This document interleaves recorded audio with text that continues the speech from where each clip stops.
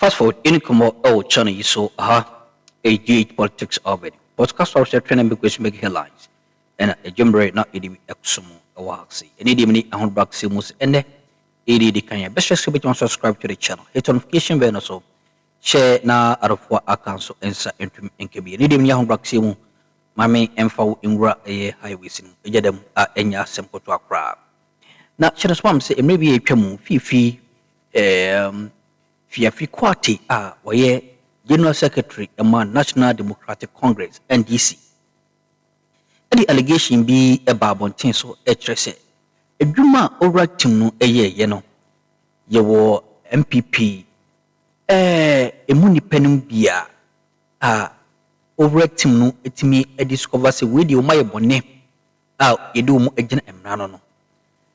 Omunam echire ekutesika enya semkoto akra umu ede ehu abeg na enedu yi eye attorney general ababonten so abekasa afasa semusi hu na at this point in time ensema hodo a wakan ye no mesrekse abajafo ajemre ewo eye Ghana Tonight so a Alfredo Kansi ajemre na oboyin chiremu a onua ene enimdifo a mukan bi wom ajemre mo boyin chiremu at this point in time no yensemre ebobo ewra nsimnim na yahwe ne yekọ ene de eba meda se wajemre ewha yenko eye nsimnim than the General Secretary of the ruling NDC, Fifi Avikwete, sometime last year.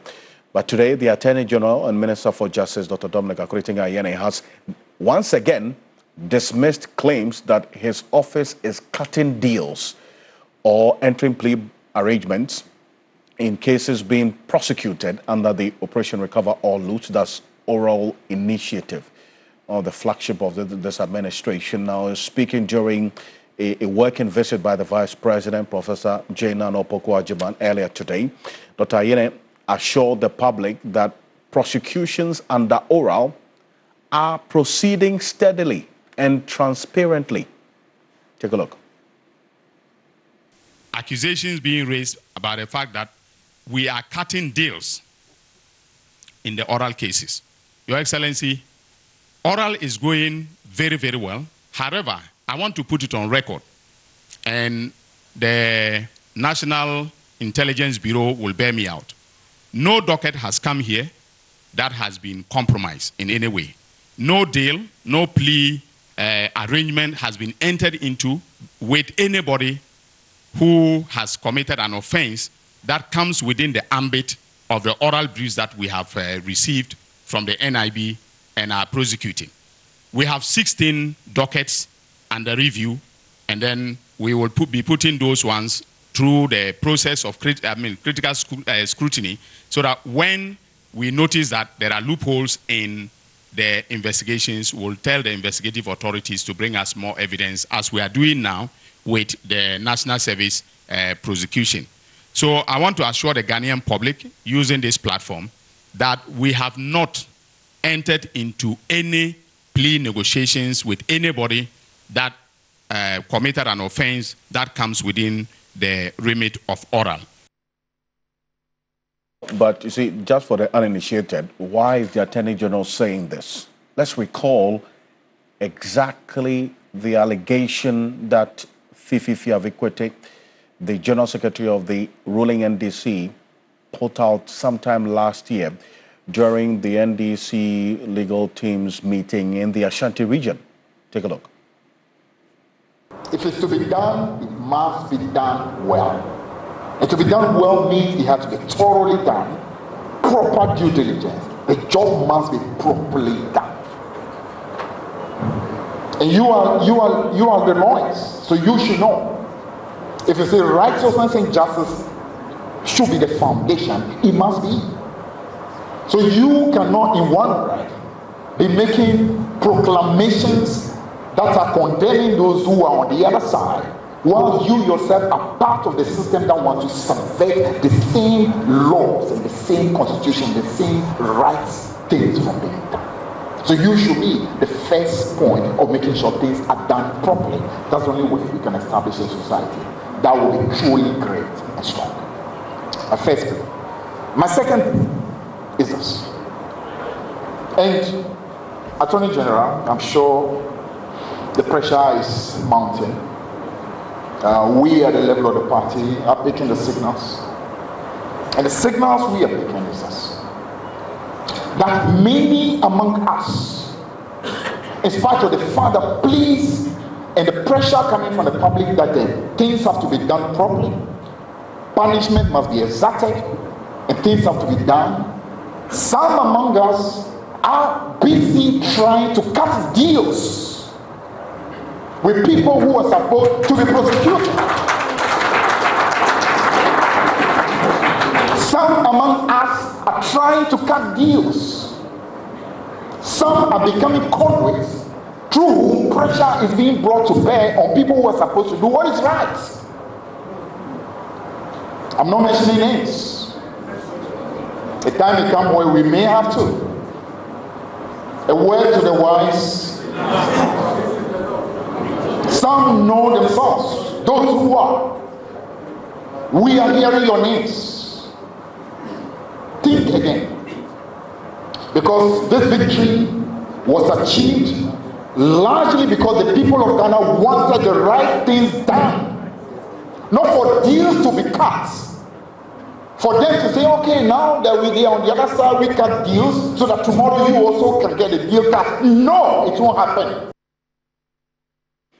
Well, so that's Fifi Kwete there. Very strong in his words and the passion with which he speaks about this. And in fact, few days after he made this statement last year, the Attorney General responded. And then he's had cause to say it again, the second time, this time in the presence of the Vice President. And Adam Senano is the co-chair of the Citizens Movement Against Corruption, joining us on Zoom right. Senano, thank you for connecting with us here on Ghana Tonight. I know you're still in Chad, doing your duties with the African Union, but I appreciate you that you stayed up to connect with us. But first off, to the extent that this is not the first time that the Attorney General is having cause to respond to this, the second time, and then the reassurance that is coming in consistently, how does it get to you? No, I don't think so. I mean, if something happens once, you say it's happenstance. But when it repeats itself, then there's a pattern. And the caliber of the person who is raising this issue, I think the first time I heard it was the General Secretary sometime last year. And it's been repeated. I can't imagine why the General Secretary of a party as big as the NDC would repeat this statement if there wasn't some red flag, you know, there's smoke, yes, but there must be some kind of fire. So in my view, rather than sweep it under the carpet, it probably suggests that the Minister of Justice is a high-ranking official. He may not know all that is happening under his watch, and perhaps he himself ought to scrutinize what is going on and maybe engage the General Secretary. Why do you keep repeating this? Mm-hmm. So I don't think that one should be quick to be dismissive of what the General Secretary has said.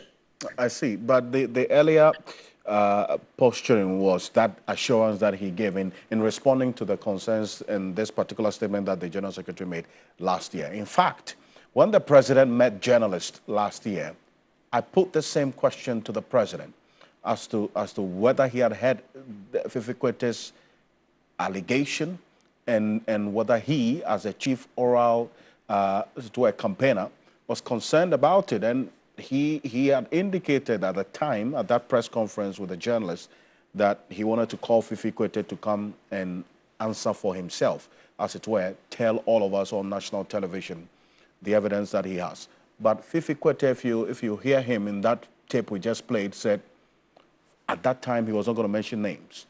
But when the time is right and it is necessary, names will be mentioned. I mean, if you're talking about the Attorney General having some sort of engagement with him to understand why he's saying so, probably there's something that has slipped through. In what form should this engagement come, especially taking into consideration what the President said last year? Well, I think that the president's position is clear. He has consistently said he will not countenance any actions, any corruption, anything that undermines the good name of his government. That's consistent. But it does not take away the fact that, we are, to some extent, a close-knit society. The networking behind the scenes is a lot.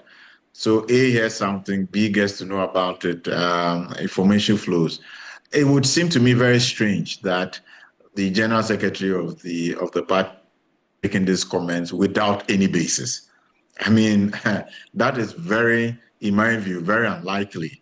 There must be something he has heard, something that has happened, and to repeat it. Perhaps he's trying to say, Mr. President, if you like, bring me before the cameras, and that might not be the political action to take. That might not be too politically, I don't know how to put it, correct.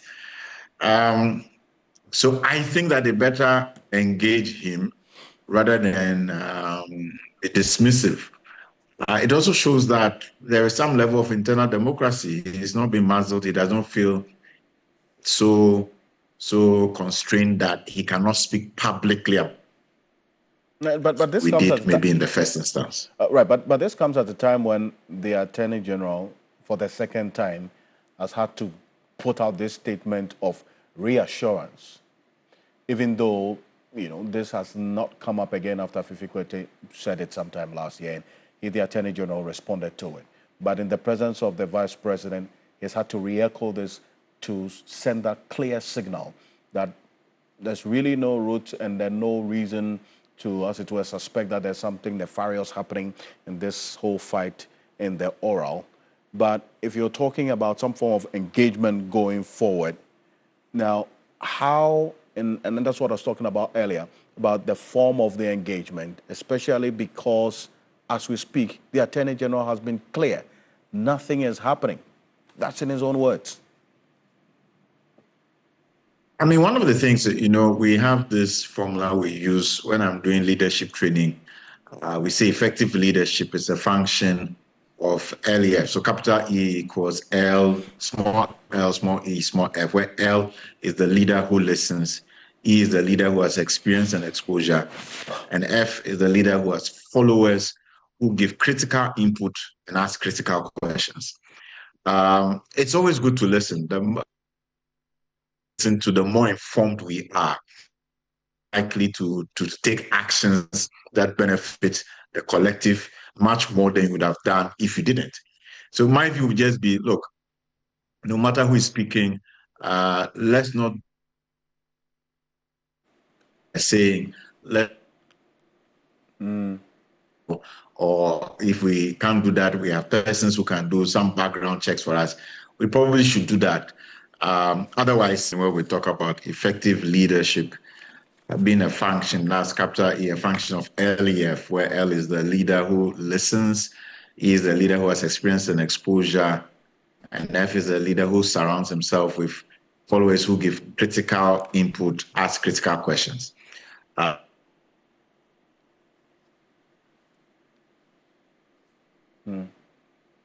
an exposure usually would select leaders who have experience and exposure. And the F is also make sure you surround yourself with not just the bootlickers, but also those, because often they give you a perspective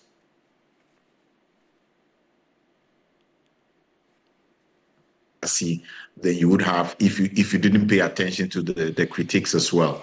My leaders, not just our right. Zano, I think that your point is clearly especially when made. it's come from your own party. Great. Perhaps. Yes, your point is clearly made. I apologize to our viewers for the cranky nature of the connection to Adam Senano.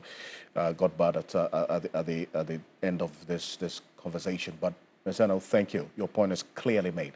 He's the co-chair of the Citizens Movement Against Corruption, and he is in charge right now. Probably that explains the poor connection that we're having, but he is in charge, performing his duties as the chairperson of the African Union Advisory Board Against Corruption.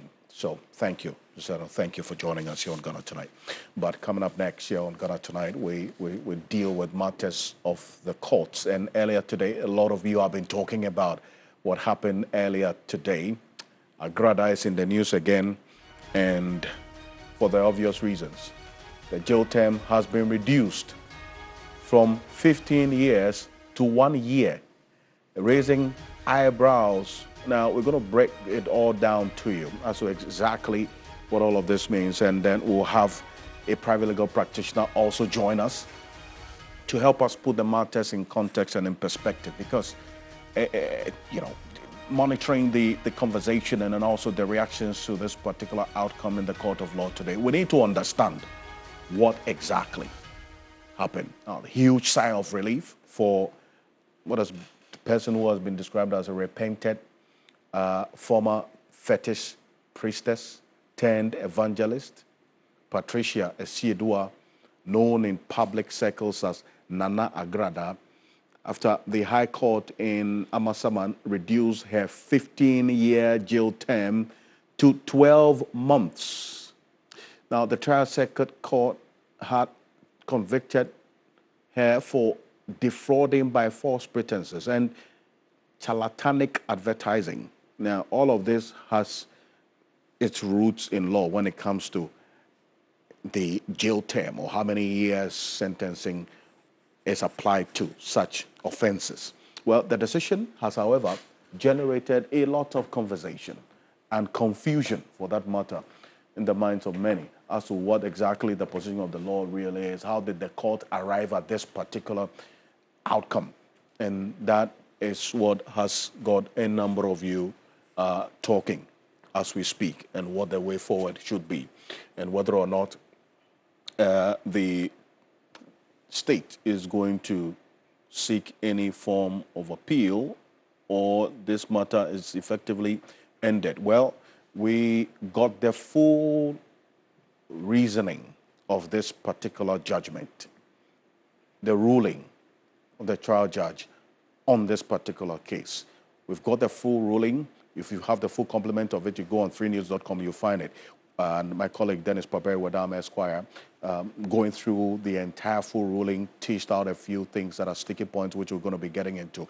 It gives us a clear idea of how the way forward will be. But bear in mind, Agrada has been in for almost 7 months now. So what that effectively means is we're going to be finding out whether then the 7 months would be taken out of this 12 months, then effectively in the next 3 to 5 months, she should be out. And we'll get all of that clarity. So it's not a 1 year out of the 7 months, or excluding the 7 months that she's been on or in already. But this is it. This is where the real meat of the matter is, in the full judgment. In the light of the foregoing, and I'm going to put on the screen right now, having taken, and this is the trial judge in the full reasoning of why the decision was taken to reduce the sentencing from 15 to 1 year, it made the following considerations: that the victims of the offense of this charlatanic advertising and defrauding by false pretenses, for which Agrada, and remember, Agrada was appealing this ruling. So this is at the appeals court. The appellant was convicted and sentenced to 15 years. Were only 2 in number. The victims were only 2. And the amount involved was also 1,000 Ghana cedis. That's number 1. 2, that the appellant, Agrada, has been ordered to refund the amount involved, that's the 1,000, to the victims of her crime. 3, that there is no defined minimum sentence of imprisonment imposed by law for this particular offense. That is what we want to find out. The trial judge says there is no defined minimum sentence of imprisonment imposed by law for this particular offense. But we're going to show you what exactly the law says about the sentencing when it comes to defrauding by false pretenses especially, and also how many years any person who has been convicted at such a crime, with such a crime, would have to be in. Also, the trial judge says the trial circuit court failed and or refused to make the 32 days the appellant had already spent in custody count. That in the opinion of the trial judge, the sentence of 15 years imprisonment was meant to serve as a deterrence. A view says he subscribes to.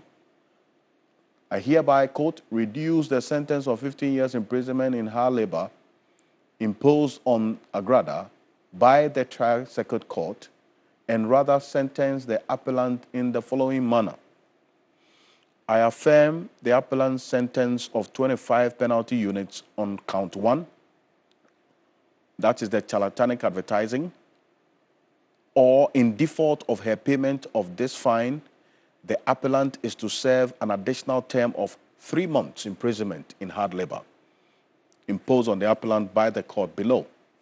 2, or B, the appellant is further sentenced to 12 calendar months imprisonment in hard labor on count 2, that is the defrauding by false pretenses, and count 3, also defrauding by false pretenses from the date of conviction, that is the 3rd of July. So this now explains, right? So if this holds effectively, what is going to happen is that the 7 months Agrada has been in custody already would be deducted from the 12.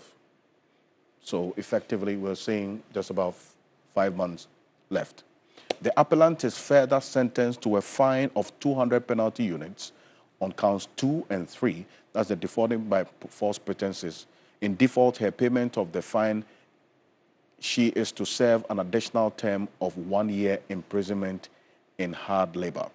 All the sentences mentioned, A, B, and C, are to run concurrently and with retrospective effect from the date of her conviction. It goes on and on. But there's something that we want you to pay attention to quite closely regarding this, that the